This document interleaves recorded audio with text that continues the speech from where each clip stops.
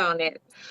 Unë kam si një video ku aty tregohej që gratë të gjitha lloj moshave në rrugën përpara hotelit ku ne ishim në Tokyo, çdo ditë bënin fiskulturë mëngjesi, mëngjesi. Po, ja kemi edhe video, shumë interesante. Dhe shisa gjë e bukur që është, ne kemi haruar këto, apo dikur kur e kemi pasur, kemi thënë, ua, dhe jemi bërë si kinezët. Në mes të rrugës, kush i instrukton? Ishin 3 persona, po t'i vësh re dhe ata janë në një farë moshe, ndoshta janë mbi të 60, sepse atyre nuk ja u dalloje dot kollaj mosha. Kishin vënë bokset edhe bënin ushtrime dhe kërcime, gjë që i mbante në formë.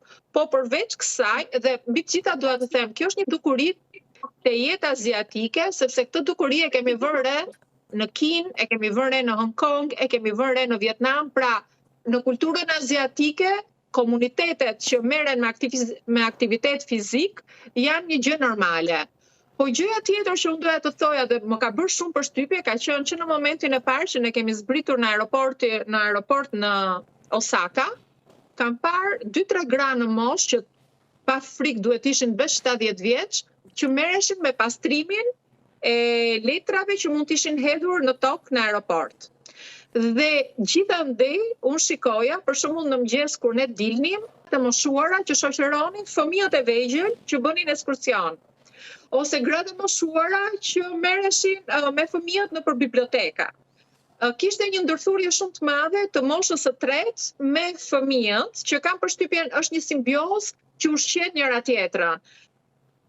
Për njerëzit që janë në moshë dhe kur ti shikon që ata ndihen akoma të vlefshëm, ata vijojnë dhe bëjnë aktivitetin e tyre fizik apo qoftë edhe profesional, janë elemente që i merr truri, i merr trupi dhe kjo e gjitha reflektohet ndoshta edhe në jetëgjatësi.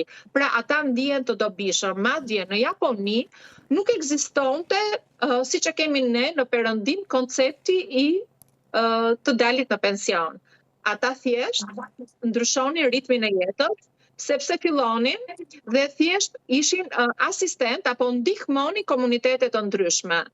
Në hotelin që ishim ne, kishim një garazh të madh, sepse ishim në zonën që ishin gjithë kompanitë më të mëdha të teknologjisë informacionit, dhe unë aty shikoja 2-3 burra të moshuar që ndihmonin trafikun kur dilin makinat nga garazhet e këtyre gradaçelave për të dalë në rrugë.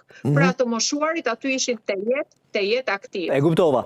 Zonja Xhaxhiu, të lutem, a mund ta thuash diçka për ta mbajtur trurin në formë, se që ti jesh moshë të tretë dhe të kontribosh intelektualisht edhe jo vetëm, duhet të jesh edhe mirëmendërisht apo jo, le të themi, ti jesh në formë edhe ti jesh aktiv. Tani patjetër që si japonezët nuk bëhemi dot, po ca leksione edhe mund t'i marrim nga ata, apo jo, për të mbajtur trurin në formë edhe kthjellësinë që edhe kur të bëhemi pensionistë, pse jo, t'i japim akoma shoqërisë.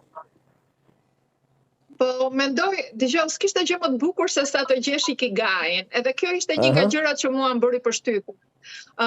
Rastësisht kur isha në Takayama, Takayama ishte një qytet e vogël, diku në Japoninë qendrore, dëgjoj një ditë muzikë. Edhe futem në një sallë të madhe kur ishte mbushur me njerëz të moshuar, se nuk dua të them pleq, sepse nuk e meritonin ata këtë term.